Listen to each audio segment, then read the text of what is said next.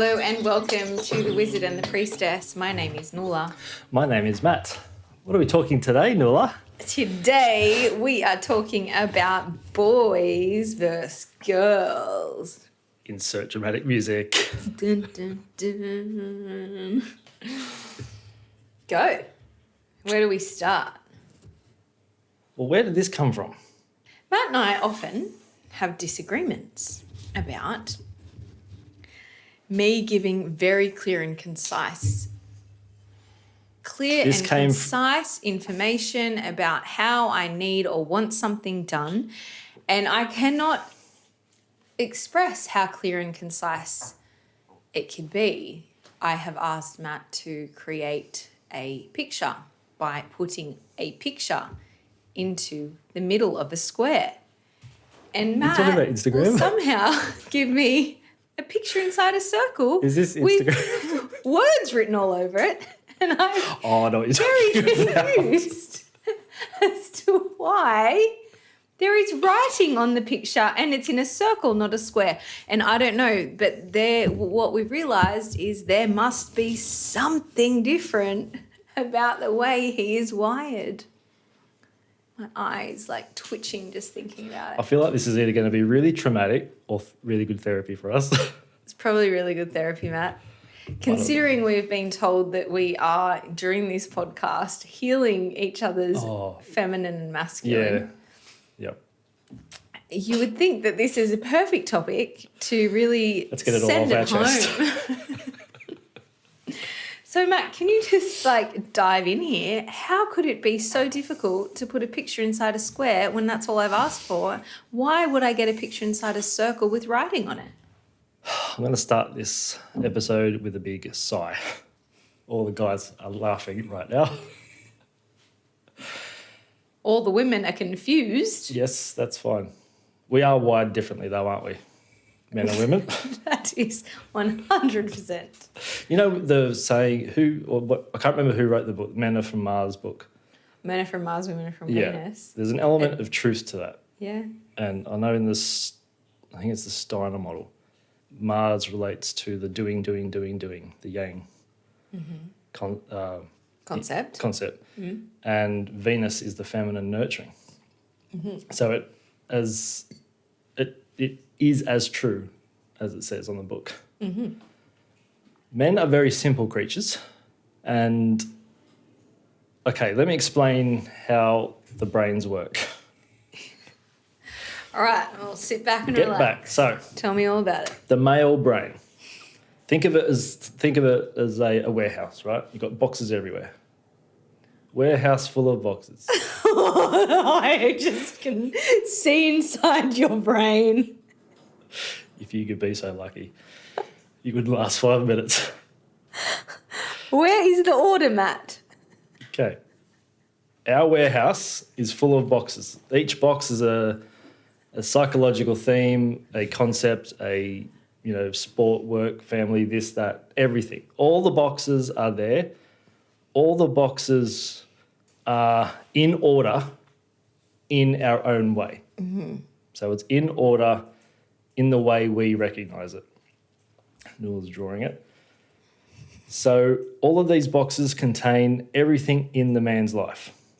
The good, the bad, the ugly, everything. There's only one rule about these boxes. Now, with these boxes, we can use these boxes. We can open them up, give it our undivided attention. We can give 100% of our mind, body, spirit towards that box. The number one rule is the boxes don't touch. They cannot touch, otherwise the warehouse sometimes blows up. Okay. Now the female brain, the female brain, similar warehouse, okay, set up, boxes, except your boxes are fucking everywhere and they're tipped out on each other. But the miraculous thing is, you know where each one is. Where we can put 100% of ourselves into one box, you can spread yourselves out over several boxes. Yes. And that we can't compute that. It doesn't make sense to us. It doesn't. It's like it's not possible. To men, women are fascinating creatures. I'm sure to women, you're like, what the fuck? Look on your face right now in that little drawing. It's actually the other way around. No, it totally your is. boxes are a mess and a shambles. no. My boxes are in coordination with each other. I reckon Layered. if I saw, this is going to sound weird, if I saw your boxes, Many boxes. to me, they would be everywhere. That's because they're your boxes. Hey, this is the thing. I've seen your phone. I've seen enough men's phones to understand that there is no chronological order in the boxes. Who says it needs to be chronological? Oh, there's just no order except for what is going on in your brain. Because for me, I have like 10 apps in one that says health. I have 10 apps in another that says, I don't know, like Word. Or 10 apps finance in or whatever, another saying finance. You have on your phone, in order to find Instagram or like working on your phone is like 5 screens of nothingness apps and then Instagram's at the end in a weird position. Like what? It's actually on page 2, but whatever, because I know where it is. So if I want to go on Instagram, which I'm scared to because of our relationship with Instagram, fucking hell. I know exactly where it is. If anyone notices Instagram, any like little... It's because Instagram is... I'm better at other stuff. It's a different box for me. Where you're good at Instagram, but you're a bit busy at the moment with stuff. I don't like Instagram. I try. I should get points for... there's no points. You don't get points for effort. This is unfair. like, you know, That's really there's unfair. only one winner. We're not doing points for everyone. A winner? There's a winner and a loser, Matt. For what? Instagram? In life. Is it? There's a winner and a loser. Okay? Is this like a boy-girl thing or is this like a... It is. But I'm just letting you know you don't get points for participation. Oh, that's where we go. Okay. So don't come here with your point system of... Okay. At least If we're doing that system, that's fine. Let's rock. So how I would describe your box brain analogy is a way that a friend of mine, Josh, has described this. And the way I was taught it from a female was that women can hold more than one thing at the 100%. same time, whereas men can only hold one thing. Yep. Right. The way he liked to describe it is that men, and because when we shared this and I had this big conversation with him and I'm like, women can hold more than, one thing in their mind at one time. Him and the other men in the group was a little bit triggered, a little bit activated. Well, just not in like a fully, but just a little bit like, hang on a minute. No. Let's use a better term for that because that's not the case. And the way he described it was that men are much better at looking at a list and deciding what's the priority. And then they jump in the box of that one. Yep. And then they just focus there. And if it's not clear and concise what that box is all about, they could do all sorts of things in there. They could draw on the box walls. They could unravel it. They could smash it to the ground. It needs to be exactly, precisely clear as to what they're going to do with that box. Otherwise, they'll do whatever.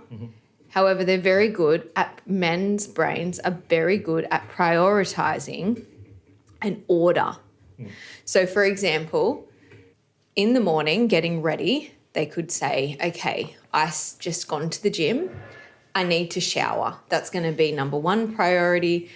And then, or probably not actually, I've been to the gym. I need to eat. That's number 1 priority. Number 2 priority, actually, I don't even know why I'm saying this. I have no idea what the priority would be, but they can essentially decide. They've got a list. They've got a list and it's based upon their feeling and they're based upon what's going to satisfy or satiate those feelings. That will be the priority and how that forms. So the formation of that is that I will do that number 1 thing. I will, oh, you want me to paint the box white? I will paint that whole box perfectly white. I will not think of anything else except for painting this one box white. What? Whilst the woman is sitting there going, why are you spending so much time on painting that box white when you have 50 things on your list? And I am busy cleaning the floors whilst I haven't showered, I haven't eaten, I haven't organised the kids. There's no food in their lunch boxes. There's no time painting the box because you smell. You haven't showered. Haven't done any of those things. Yeah. Because the way that it all trickles in for us is like in a whole big whew, here you go. Here's your 20 things you need to do. This from a woman's perspective. Yeah. Here's your 20 things. None of them are more important. They all need to be done. So however you get them done doesn't matter. It's a matter of doing them. And that is why I imagine a lot of women get really caught out, because we're stuck trying to clean the floor, which doesn't need to be cleaned right now, because we can't really prioritise what's the most important thing to do. So we would much rather just get all the jobs done. But then as a mother or a partner, the jobs are never finished. There's never an ending to those jobs. So then we kind of get stuck because we're like, well, and then it could come from that feeling like, well, the priority for me is to actually have the floor clean, because if the floor's clean, that makes me feel like I've satisfied. Yeah, it's like a feng shui for you. Yeah. Type of thing, yeah. Whereas for you, it's like I've been told to paint the white box. So for a male, if you give a male a to-do list, he will go through them, whether it's prioritised or not, or in order, depends. But to get that to-do list complete, you need to step out of the way, because he can't compute anything else apart from painting that box. Nothing else is happening in the world. The world could blow up. A bomb could go off next to him. Nope. He's locked in, ready to go. Until that is there, okay, tick. Next one, another bomb goes off. Okay. That's... And you know and what? do you know what that's really good for? That's frustrate patience. From a soul perspective, yes. I was going to say that's really good for hunting. That's why men are very good hunters and providers. That's why that's there. Explain more, Matt. Back in the good old days, when we were hunters and gatherers, it was typically the men who went to Hunting. find food. Yeah. Because you need that laser. Not saying women don't have it, but men are more proficient at it, biologically speaking. Now, we don't hunt for our food anymore. We go to the shop or farmer or whoever. That's modern day hunting. So we don't need to use that attribute, we'll call it. Instead, we've got this in us, but we don't have anything to aim it at. So we use that for the to-do list. So that's our, what would I call it? That's our, on the video, whatever that is. Direction? Direction. Focus? Yeah. So you've still got the arrowhead just pointing at one thing, then it's like, okay, paint white box, sweet. So task complete. When two guys communicate, we can say a lot using very little words. Give me an example, Matt. Oh, I will give you the best example. Okay. And this is 100% true. When Dad and I go to meet up, coffee, smoothie, whatever, I will literally get a text saying free Sunday, ? And I will reply, yep, 1, ? Thumbs up. We know exactly where to be, when, what we're doing. How do you know by that? There was nothing. We just do. It's like it's intuition. Maybe. I don't know. We just know. Because we joke about it all the time. Because when my stepmom sees those messages. No, when she tries to... So she can't text and say, do you want to meet for a coffee? I get a phone call. So more personal. We discuss everything I've done that morning. Then we discuss we get to the do you want to go for, let's say, coffee on Sunday. And this could be any day. Yeah. So it's Friday, she's calling you for a Sunday coffee. Yep. So we finally get to, I want to go. Then she has to list the number of cafes in the area, pick her favourite one, tell me why it's her favourite one, tell me the life stories of half the people working there.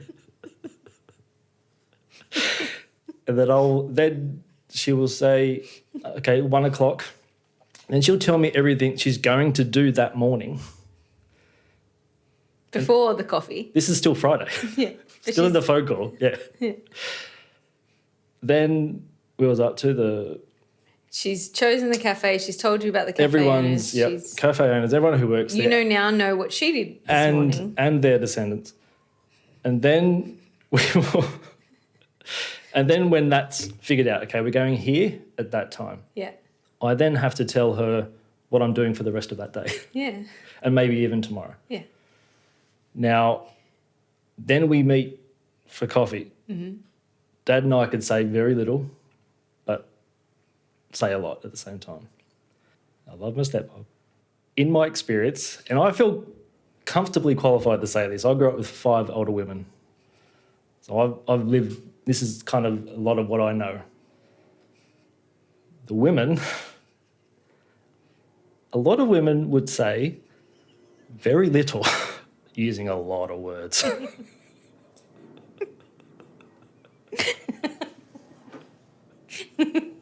So by the time... I don't know what you're talking about. So I've had a little nap in between conversation, and they're still going. But then the guy it's just very, very efficient. Tell him the price, son. Tell him the price.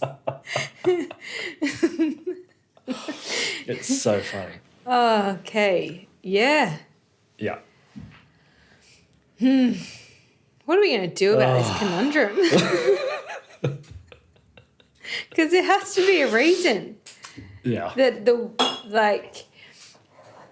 That we need to use all these words. Do you think in our culture there's like a men versus women thing? I don't know. Maybe. I think, I guess personally that I've spent quite a lot of my adult life in Sweden, and You're going to say as a woman. as a woman, and so I feel quite capable of sharing this personally. Good. No, I've spent a lot of my time in Sweden, and the socialist culture of the Scandinavian area is very much moving and pushing towards, or had been as when I was there, to equality. Right. And that was based upon the idea of equal learning, equal earning, equal providing, equal sustainability. Mm. And if we look around the world these days, I think statistically you are more likely to be homeless as a middle-aged woman than you are any other adult person. Really? Yeah. And it makes sense because... Is this in Scandinavia or around the world? Around the world. So I read a statistic saying the opposite. That's interesting. Middle-aged man? Or just men in general. More men are homeless than women. Okay. Maybe both are right, of course. They would be. Different book, right. Statistics, you can bend your statistic however you like. However, this would make sense in some concept. So let me just kind of do a little bit of a women thing. Yep. And just get comfy over there. So the whole thing is that you've got, so in Scandinavia, that socialist culture of like everyone being equal, it therefore creates this somewhat really supportive situation where in terms of child rearing, you're given a certain amount of days to share with your mother, with the mother and father, to look after the child in those first years of child rearing. And which means that the mother can go to work after a year and then the father can be with the child for 6 to 12 months. And they are then supported with payments and you know, it's really supportive. And then after that, there's the next supportive place where they get put into care, and they're also the children are then, you know, institutionalized in that way, and then the parents can go back to earn equal living and essentially likely to be paid very similarly for the same work and likely to have contribute the same amount at the home. So they're likely to cook and clean equally. Domestication, they're also likely to be more inclined, a father is more inclined to spend more time with with the children, and the mother is sort of same like equal time with the children, and equal time at work and equal time. So for growing up, like me and my partner, him being Swedish and me being Australian, there was a lot of like a bit of a big flip for us, for me, to change my mindset from being this expectation of like the carnivorous masculine man to really seeing this softer, more open, equal type person. And so for a long time, my partner was like, I'm very happy to be a stay-at-home father. I'm very happy to, you know, you've obviously found your career path and you're moving in that direction. I'm happy to sit back, relax, and do the parenting thing, which he quite enjoys. And obviously having that culture of like equality. Now, I found that hard at the start, then got to liking it because now my partner cooks most of our meals, and he's very domesticated. He's very capable of doing all the tasks in the home. If he sees something that needs to be done, he will do it. So stereotypically it's reversed. Yeah. Okay. And then I was obviously more in my driven, masculine, career-oriented space, so that has worked for us. However, then we started to bend a little bit as I became more into the mother role, and I was needed more by our children. Right. And like my children love their father and will happily choose. That's lucky. Yeah, but like they will happily choose him in these early days, which is less likely when a father is out providing for the family because it's different. They don't get that bondage time. Yeah. Bonding time. Anyway, this whole like dynamic we started to kind of twist us a little bit, because all of a sudden I was feeling my needs were unmet because I wasn't feeling this solid holding protector masculine energy. I was getting met with this best friend type feminine energy. I mean, there was obviously masculine aspect to it too, but it's like when we try and join the sexes as equals in that way, but that's only looking at it from a monetary, logical way, instead of looking at it from an energetic, feminine, masculine way. And therefore we start to create this crossover of I became so masculinated that my partner can't stand in that power, because when he does, I shut him down. Yeah. It happens so much now. Yeah.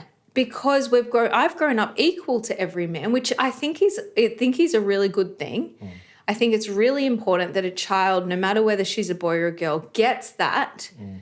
But then also she never forgets her essence as a female, and she never forgets the importance of her bleed and the flow that a woman takes and how she moves in this cyclic.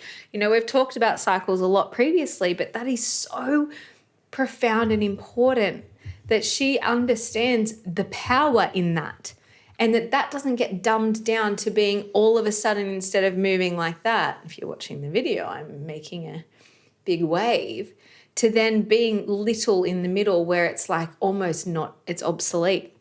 But one thing changes when you have a child, then everything changes, and all of a sudden no matter what, you're being pushed into a motherhood box, which for a lot of women, after being in the corporate world or even the working world, or, you know, equal with their partner, and like all of a sudden it's like it creates this shake in them, because they're forced into this role that can feel really unnatural and unknown.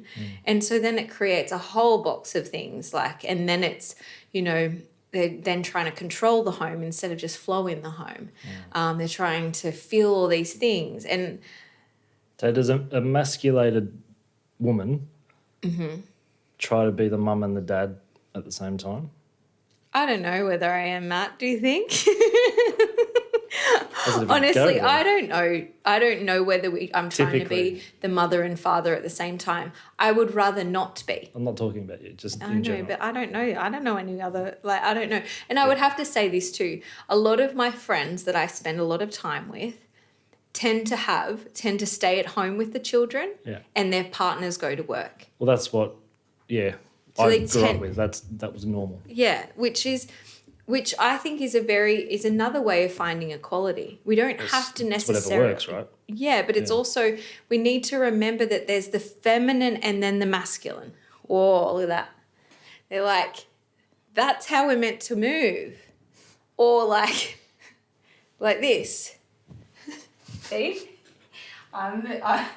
This is, the masculine just is the white box painting guy. Simple, very simple. I can Expendable. explain the simplicity. Yeah, I want you to do that in a second. Let's write that down so we don't forget.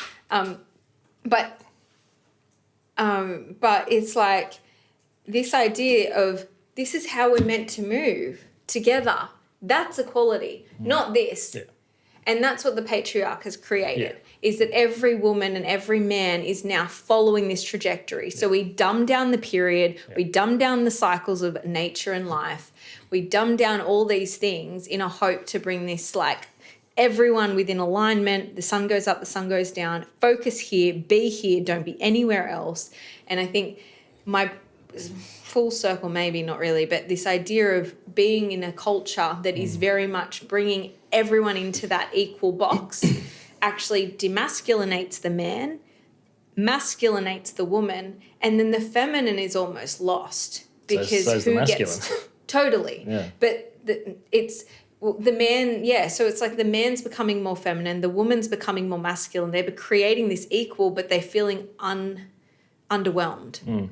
And Or then, just completely out of place. right, but then there's the other way. People are like, okay, do we go back to the woman stays at home and the man expects her to have dinner on the table? No, because that's just the patriarchy maintaining all its pieces. However, there is a piece of that that I reckon this is where we're headed if we want to, where we move with the cycles of nature. We trust the feminine and the woman who moves us in this way as a family unit.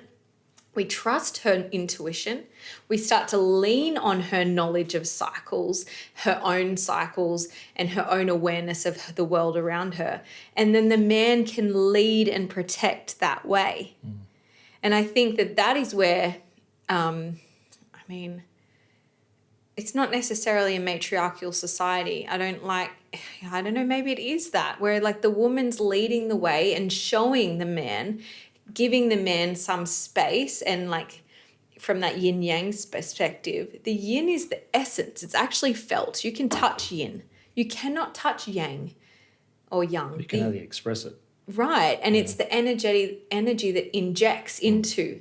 So it's almost like, here's this flow, this physical, actionable, moving flow, and then the power comes from the masculine that's injecting that energy into it so that the flow moves. Without the energy of the yang, the masculine, we don't move anywhere. Well, without either polarity, we can't experience anything. Totally. So I think that my point is that we can find equality in that still. Yeah. And we don't need, every woman that is currently of childbearing age, or at least a mother, is experienced some excruciating pains and truths that, she's literally from the age of, say, 14 been in work, and now she's had a child. She's now out of work or being pushed to go back to work. Maybe she's choosing to go back to work too, but it's also this piece of her essence that is kind of like, where is that? Where is this piece? And because of the world we live, and somehow we've gotten to this point where we've accepted that you need 2 full incomes to be able to afford a home and to be able to pay off your home, like, in the typical, very typical boxy living. it's like, no wonder we have to pivot and shift and find new ways, because that's just not a life. Because then the children miss out not only on parent time, they miss out because everyone's tired and sick all the time. Well, not only that, the little boy or little girl doesn't know how to be a little boy or a little girl. No. And we define everything. You know, we define what a man is, we define what a woman is, we define what this is, that. We don't characterize. As soon as you define something, you put it into a box and therefore it's closed off. Mm-hmm. So that's what a belief becomes. Yeah. So as soon as it becomes closed off, there's no wiggle room for that. As soon as you go outside of that little box, then all of a sudden you get that feeling of disharmony within yourself because you're butted up against a belief system. Mm-hmm. And then you get outside influences telling you that you're too masculine or too feminine or toxic, this or whatever labels there are out there at the moment. But going back to the simplicity thing, that could be explained by hormones, because a man's hormonal system is a lot more stable. Just saying. I'm okay with that. I'm over here. But women's hormonal system's a lot more fragile, a lot more sensitive. Like the Ferrari. 100%. It is 100% true. It is the woman is the Ferrari and the guy is the Dump truck. The ute. No, dump truck. Dump truck, whatever you want to use.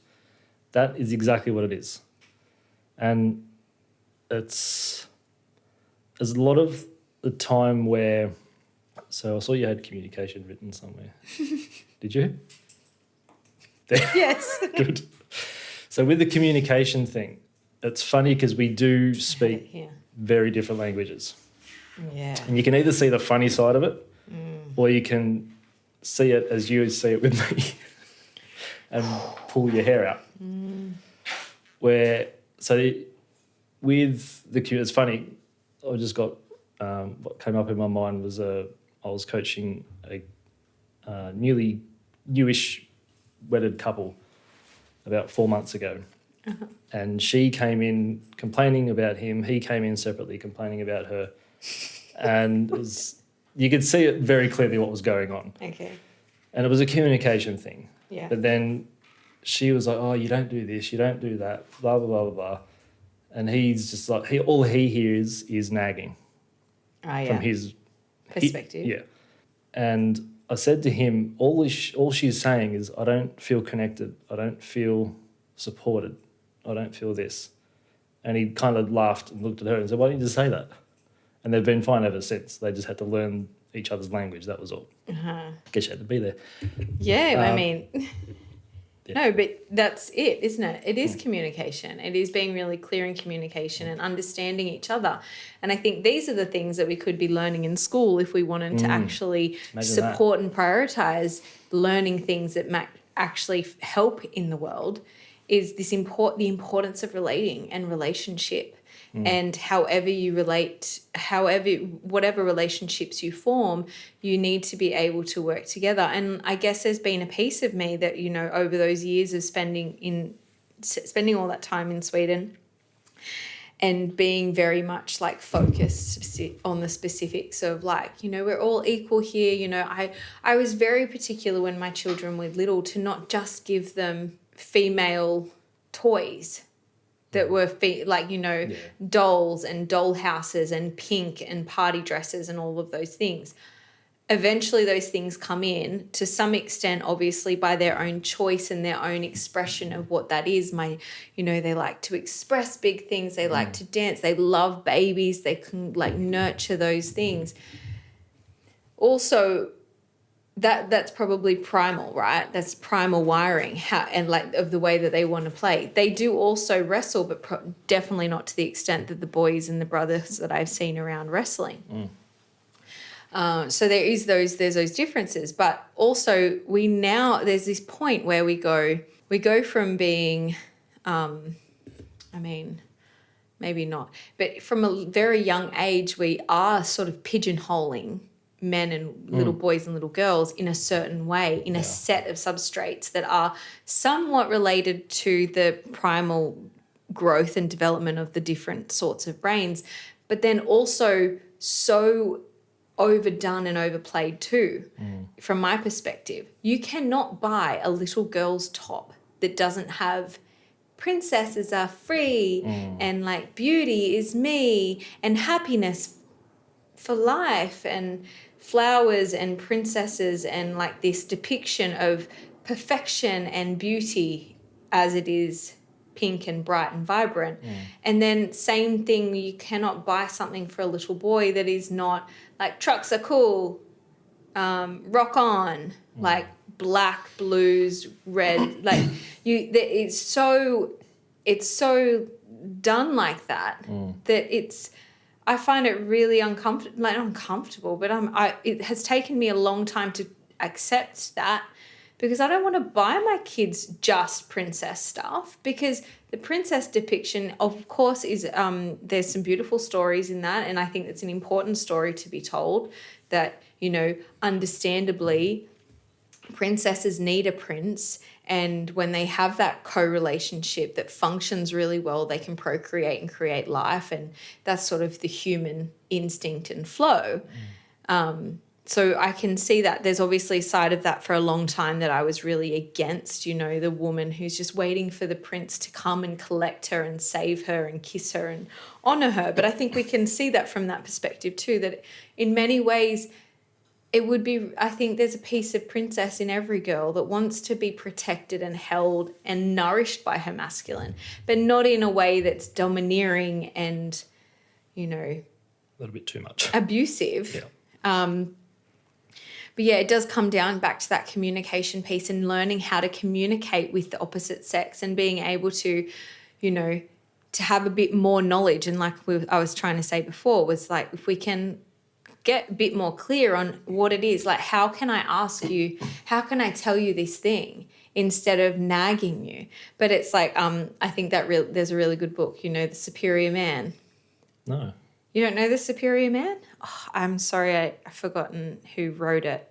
But The Superior Man is a really great book about essentially revering your woman. Yeah. He calls her a woman all the time, which I find a bit degrading, but it's not. It's a beautiful book. And I remember my partner started reading it and he's like, oh yeah, it's so true, but it's all the things. Essentially, he goes, you would love this book because it just tells me all the things I need to do more to love you more. Right. And it's like, if you get home and you tell your woman to go dancing or come over here and dance with me and she doesn't want to get off the lounge, you know you got a problem, because no woman would say no to that if she was feeling loved and connected. And if you held her and kissed her and she didn't melt and respond, it's a very clear indicator that there's some big separation happening in your relationship, because every woman wants to feel held and secure by her partner. And if that's not what she's feeling, then she's obviously pissed off with you or obviously in a space of disconnect, which is then the whinging or what was that? What did the guy call it? Nagging. Yeah. And that nagging comes from a place of not feeling heard and seen. And yeah, another thing that Alex, who I've worked with, Portal by Alex is her name, she talks a lot about this in terms of little boys and how the whole focus from, say, teenage years, once they move through the kind of little boy time, they move into the teenage years, and at that point in time they're trying to man up and be the best, you know, be the leader of the pack. That's the whole journey is to be the leader. Yeah, that's where we're quite deficient in our culture, especially growing up as a male. We don't get necessarily taught how to express our emotions, how to be feminine. We don't get taught that. Whatever we do feel, that's wrong, because it's got to meet a certain criteria for the family unit, or it's got to suit the belief systems of those around us. Can you give me an example of that? So let's say you're feeling sad. Let's say I'm feeling really angry. Oh, angry. Okay. then I would come to you, a parent. I'm angry at this. I'm your mum. Yep, sure. Okay. Hello, darling. I'm angry. Oh. Rah. And then you say, why? Why? And I'm going to say, because, I don't know, whatever. I can't think of a reason right now, but I'm angry for some reason. You say, well, no, you shouldn't be angry. No, you're not. That's wrong. So then no kid wants to be wrong, so you retreat. Mm-hmm. You're either going to fully project or fully retreat. Yeah. I used to be a retreater. So I would just, okay, well then I'm not worth. I'll just swallow this. Yeah. And so you grew up with that. So there's pent up stuff there. It's not always anger. It could be emotion. Yeah, any kind of emotion. Then a young boy goes into the world. As in puberty, or goes into the world as an adult? Okay, let's say puberty. Okay. We're hitting the puberty phase. With all this pent-up emotion. Well, we've got pent-up emotion that we don't know how to express. Yeah.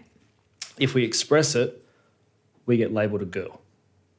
All right. As a young man, that's one of the worst insults you can have for whatever reason. This is my example. Yep. So you have all this energy. Now, I'd like to just say that the reason that would be the case is because you're trying to be the leader of the pack, and the girl could never be the leader of the pack. I'll get to that. Okay. So puberty, now we've got all this emotion. Now there's a lot of stuff going on in puberty, right? There's a fair few things going on for men and women. Yeah.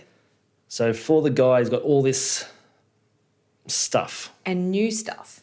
New stuff, old stuff, stuff that he knows is there but can't get his head around stuff. So typically he's attracted to sports or something very physical. It's an outlet of some kind. So he does that for a bit, and it's all, then he might be in a team environment, let's say. He wants to be the alpha, but the alpha's the biggest guy, the strongest guy.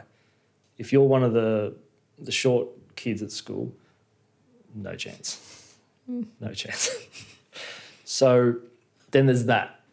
Put that into the bag. Then you come of age where you're, let's say, in theory, a chronological adult. So 18 to early 20s. You've still got that emotion there. Yeah. That energy is still there. You've lived, you've survived puberty. So now you've got this new energy on top of the old energy. You don't know what to do with it. And then you see this creature dressed a certain way, looking a certain way, and it stirs something inside you. You don't know what to do with that as a young man. You don't know how to express that because you never got in touch with that female inside you. Mm-hmm. So when it comes to the female, it's like the caveman instincts kick in. You just grab the nearest stick but you have no idea what to do. You're going to eat it? Whoa. Jesus. No. You grabbed the nearest stick. That's a joking metaphor. Oh. Fucking hell. I'm confused. You relax over there. I'm just seeing you as this caveman. You're like, then I grabbed the nearest stick and I saw this creature, and then I'm thinking, do you kill it? Are you going in to eat Give it up. Point I was making it. Oh. He's at mating age. Oh, he's going to mate. He's not hungry. Her. What is he doing with his stick? So the caveman would knock the girl out, take it back to the cave. Uh-huh. That's what the cartoon said. Well, it's absolutely not what the caveman did. 100%. I'll show you. So, but then he's obviously can't do that. But he's got all this stuff in him, and he's got no way of expressing it. Mm-hmm. And he can't even connect to this feeling that he thinks that he should. He sees the creature and he's like, wow, that's a nice creature. I want to be near that creature. But he can't communicate because he's never actually learned how to communicate. Not only can he not communicate, he doesn't even understand it himself. Right. There's so much confusion. That's why there's a lot of rage. So then he just goes home and masturbates? Is that the... No. He's either going to be aggressive in and around that situation, either with his mates Right. or the girl. Because He'd be aggressive to the girl. he's got something, he wants something, has no idea how to get it, Okay. and he can't. It's like talking French then Japanese. There's just nothing there, and he doesn't know what to do with that. Okay. So there's more energy there. So the point I was getting at, that there's no way for the young boys, the teenage boys, the young men, to express their energy, because if they do, it's labelled toxic. Because what would they do? Or it could be anything from, that's why we Like fight each fighting. other, we play a lot of sport, we lift weights, all this physical expression. Okay. I wouldn't call it toxic. And I'm saying by the stereotypical today, the young kids of today, and I'm saying this because I've got 2 nephews of that age, if they do a certain thing, it's labelled as toxic. Like as in fight, have a fight with someone, not go to the gym. No, not go to the gym. But Okay, if so they you're saying if they act out. act out, good word, yeah. Okay, so the boys or the boys act out, they then get labelled as being toxic. Yeah. Okay. Yeah, interesting. Okay, so what should they do? Like what can we do as a society, or what can we do to implement something or a structural change that would adjust this outcome? Well, one thing we could do is teach men how to worship women. The Superior Man's really good at that. Perfect book. Yeah. It's more, guys don't realise what women can do. I think when I was Cute. not growing It up. was. It just wasn't straight. I'm a woman. No. But also I think that goes both ways. So absolutely. I would And- close with a quote. Worship the woman by in Mark front of Twain, you, who but said, also don't let your schooling get in the way realise of your that a part education." of her is a part of See you. ya. You have masculine and feminine in you. You're made of both. You're predominantly one, sure, nurture that too. But don't neglect the fact that you're also a woman. Not also a woman. You also have feminine Feminine. attributes. I'm just trying to talk like you're a young kid. You roll your eyes at me. Why don't we use the words yin and yang? Yin being Yin, the yang. feminine essence So and yang being the men masculine. are predominantly young. Yes. Women are predominantly yin. Yes. We don't acknowledge the fact that we have a little bit of yin in yang and vice versa. Mm-hmm. But not only do we have a little bit of it, that needs to be worshipped, Right. acknowledged. It needs to be expressed if need be. Do you believe that we should worship both the same? So that the feminine needs to be, because I don't know, I mean, this is just my thinking, in terms that we have the difference between the male and the female brain function, I can the word worship as a woman feels really like indulgent and beautiful and nourishing. Do you feel the same way as a man? Do you feel like it's you need that partner of you needs to be worshipped as The well? man often needs to feel worshipped Okay. to a point. Not maybe worship's not the word. But he needs to feel respected, wanted. He needs to feel like How can you he's make important. a man feel respected? Well, it's very different on an individual basis, obviously. But in general, it's just acknowledging the things that's been done. All Yeah, guys yeah. need is an attaboy. Yeah. That's really all we need. Yeah, and that's really interesting because I'm really another part of like parenting 101 that I've been really against as a mother, or since my mothering journey began, was like anyone saying good girl to my child, and or me, like catching myself telling her that she's good for doing something. And it's interesting because whereas for a boy, that good boy aspect is actually a really so the reason with the reason for that is based upon the idea that when we give accolade to the doing or the thing, then they just focus on the doing and the thing based upon my response. So little girls are wired to please. Right. Because it's important for little girls to feel safe and secure Yeah. in the environment because they are essentially weaker or less capable or whatever. Yeah. So they need the security of the pack. And the way that they maintain the security of the pack is by ensuring there's a bit of a facade, a little bit of a mask, so that they can move gently in and just stay there and be somewhat complacent and accepted. And therefore, if you keep telling that little girl that she's good, she will keep doing what you're telling her to do. Yeah. School is really good for little girls because that is literally created to bind her to that.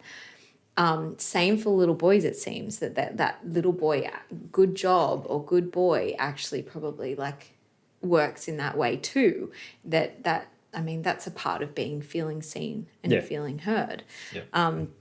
So there is a part, and I'm wondering, I haven't really gone into it. Obviously, I only have 2 girls at this point, so it's just I haven't really lent into the boy, how to rear a boy, and I'm very interested in doing, if this is a boy in my side of my belly, I very much will connect to more focus on that. But there is a part of a little girl that is so wired to please. And so she will do whatever she needs to ensure that she keeps pleasing in order to feel safe and secure. Yep. And I guess that's that. So I guess that's one of those pieces of the puzzle in understanding how we have been programmed to talk and to be towards little people, whether they are a boy or a girl, but then also understanding the kind of the idiosyncrasies and the differences in how we can actually really support little boys and little girls. But there was something that I experienced, and we've spoken about this too. Like when I was younger, I was definitely a little bit more boisterous, a bit rough around the edges. I'm very changed now and a whole new human. But I had 3 brothers. All my brothers they're actually really calm. They're really probably sitting more in their feminine than their masculine. They're quite chill people. I'm sure they've got all of their rage inside of them that hasn't been released or expressed in all the ways. But growing up, my dad was quite a soft man in some ways, except discipline. But, it's like he was quite meek, maybe is a better way to describe him. And so I didn't really have solid masculine. My uncle probably gave me a bit of that, what a masculine man expresses and how he communicates and those sorts of things. But what I'm trying to say is that I remember I quite liked hanging out with boys. It was easier. They were more. I found the same with female. With girls. The girls, yeah. It was just simpler. It felt much more simple to hang out with boys. They were easier to get.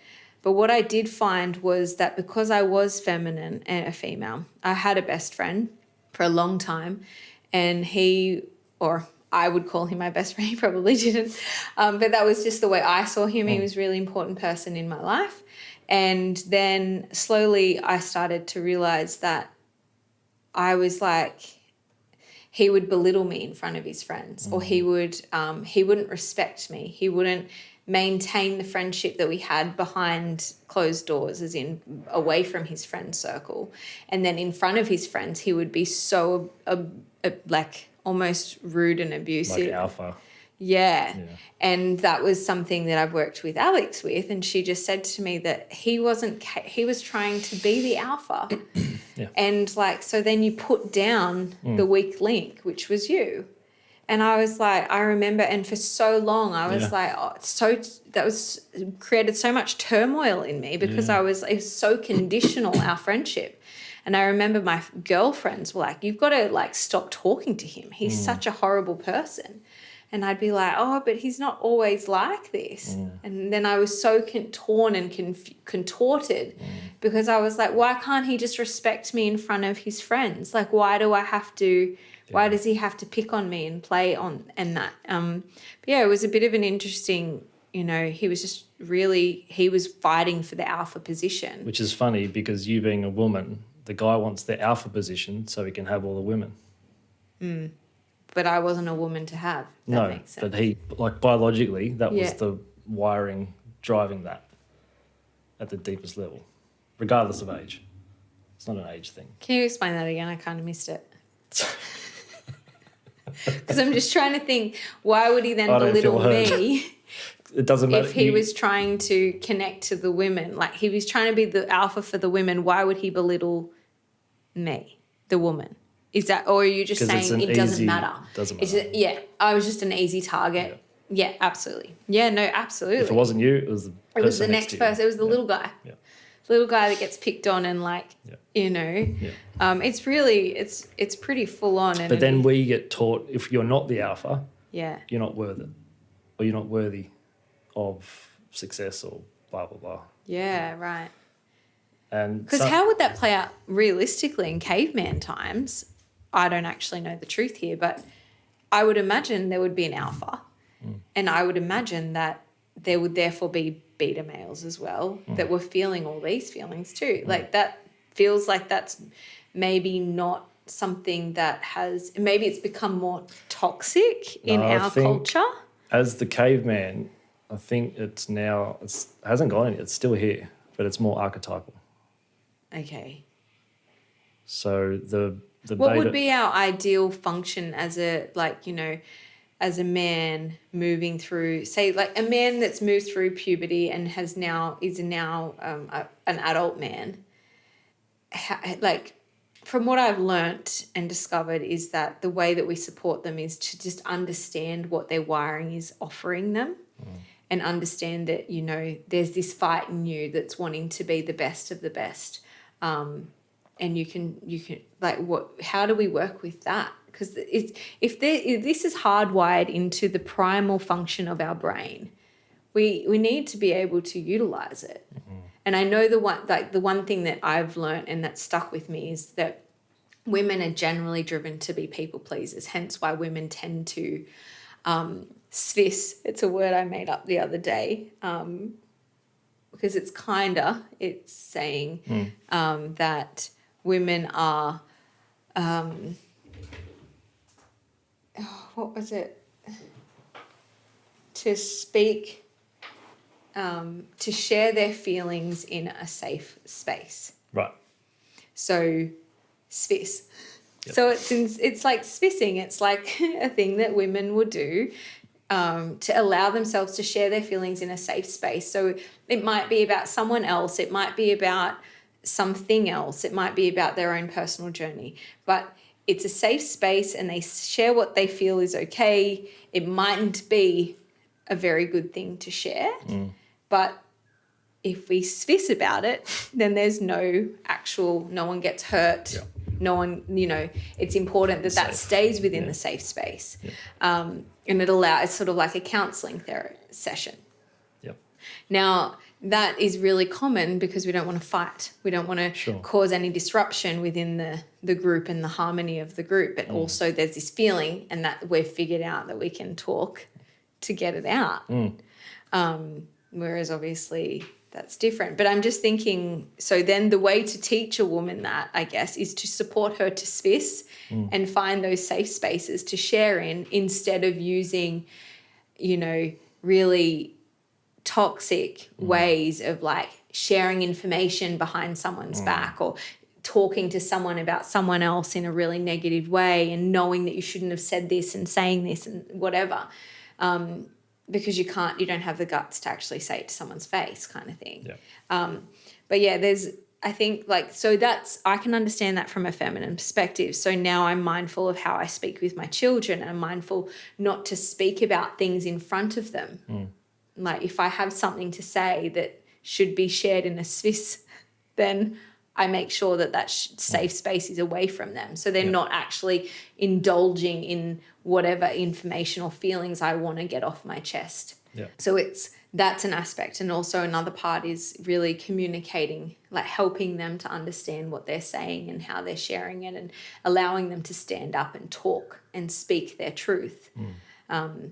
So I can understand that from a feminine perspective, but what about a masculine perspective of like, how would we support them to utilize this primal function of tuning into the alpha?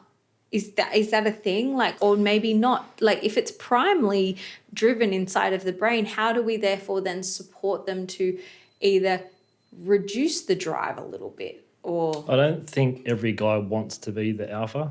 No. Some do, sure. Okay. A guy typically, it seems to be in us to be the protector, to be the provider. What that looks like could vary completely differently from person to person. So it's, first of all, it comes back to the man, right? So before it gets to how do we nurture that, the man has to be comfortable in the man. He has to play the man his own way. And he's got to accept that, and he's got to own that.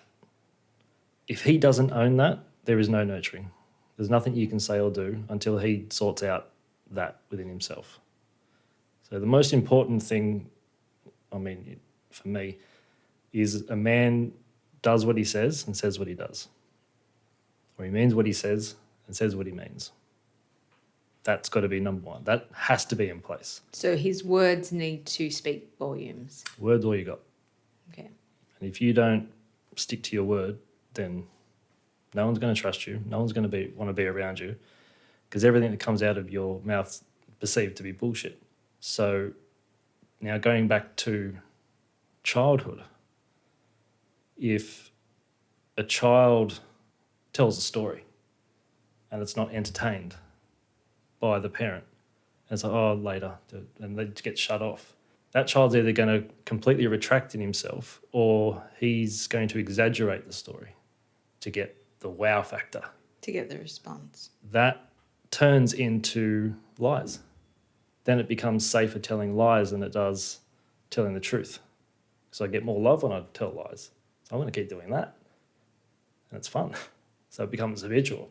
So he has to be solid in that. He's got to own it. From there, he needs to feel like the protector, regardless if he is or not. He is in his own way. It might not be physically protecting you, but he has your heart, and he has the, what's the word? He has the capacity to hold the attention of opposites, right? As long as they're in the same box. That's key number one. No, so you and I have an argument, right? Yeah. And I mean, it's like let's say it's a proper one. Okay. Like steam and everything. Mm-hmm. Now, guys want peace. Mm-hmm. We're very simple creatures. Women having 30% more commissarial fibres in the corpus callosum in the brain, you can get things from further away and use them at your disposal. We've got that. But because we know we've got that. We know we've got that, but it's a strong arrow, right? Mm-hmm. Now we're having an argument, and there's going to be a point in time where I'll say, yeah, okay, you're right, I'm wrong. No matter how right I know I am. Is freaking familiar? No, so then you essentially it ends on paper with you, yep, I'm right, I've said that, I'm aiming to put you down. I know you're not, that's just coming from a heat of the moment situation. But I'm going to hold that. I'm just going to hold that. I'm going to hold that. It's really uncomfortable in the house, but I'm going to hold that. I'm going to hold that. Looking at my watch, I've got to keep holding it until it's bubbling up inside me. Okay? That's what a man is really good at, and that's what he needs to be able to do.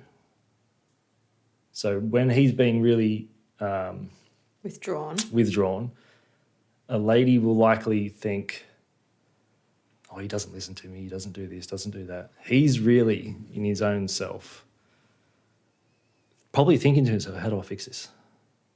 I haven't got the tools to fix it. And all this is going on inside his head, but on the outside he's just mute. He's just sitting in the corner rocking. Paint white. Painting, white box. Doing the 17th coat of paint on the box.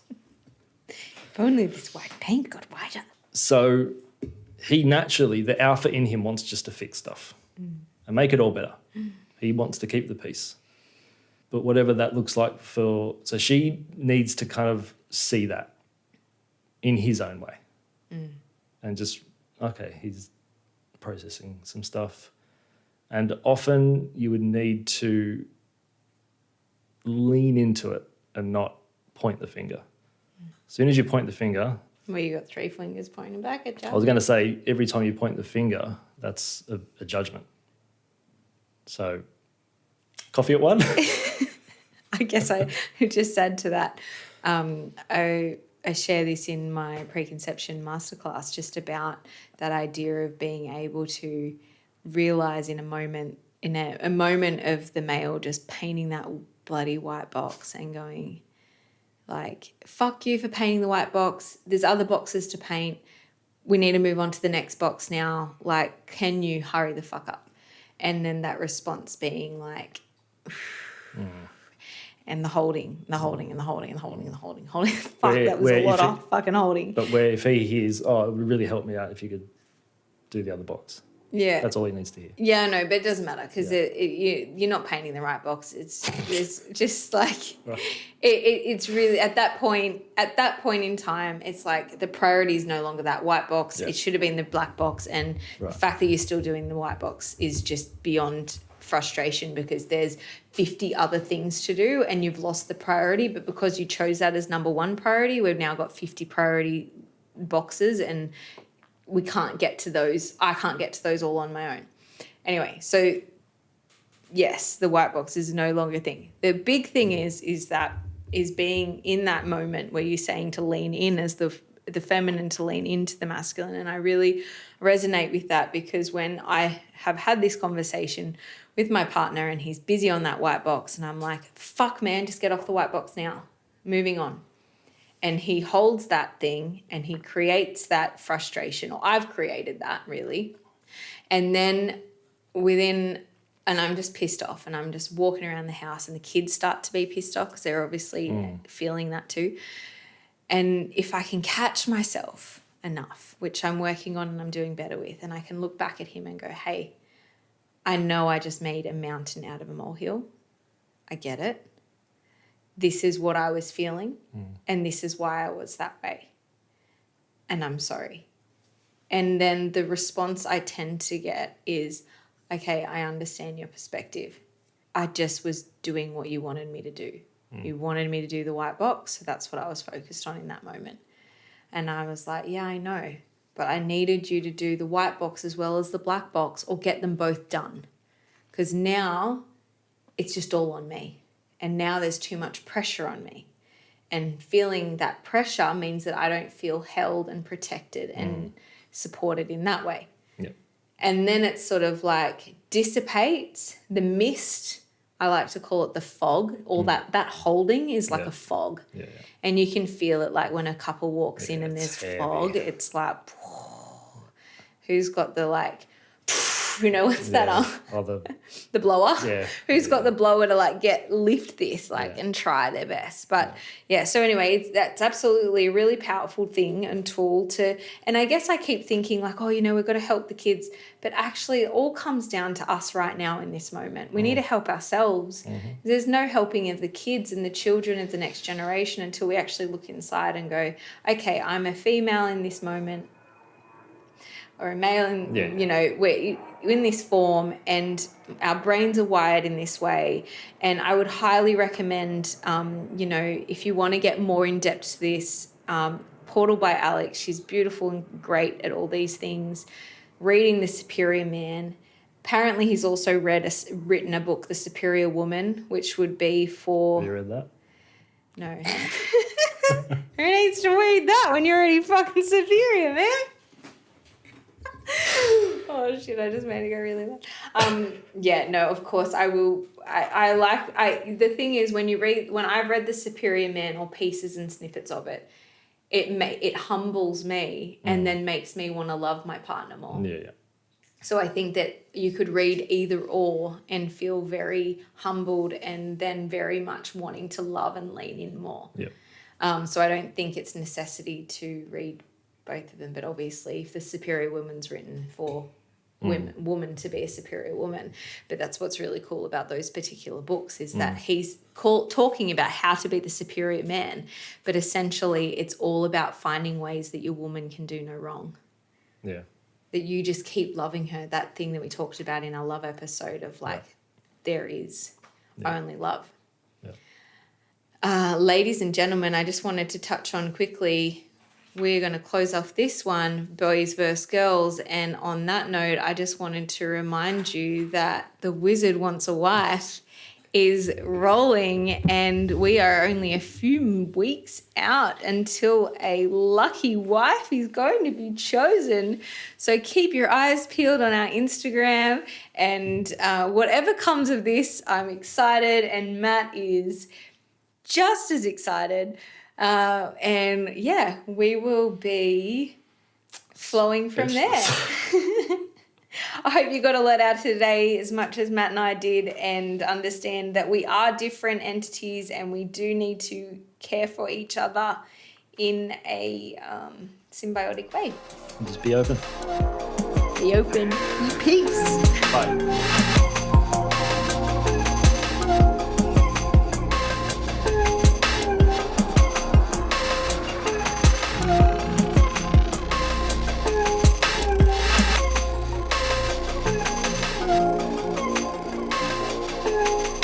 You've been listening to The Wizard and the Priestess. Thanks for stopping by. Stay connected and be open.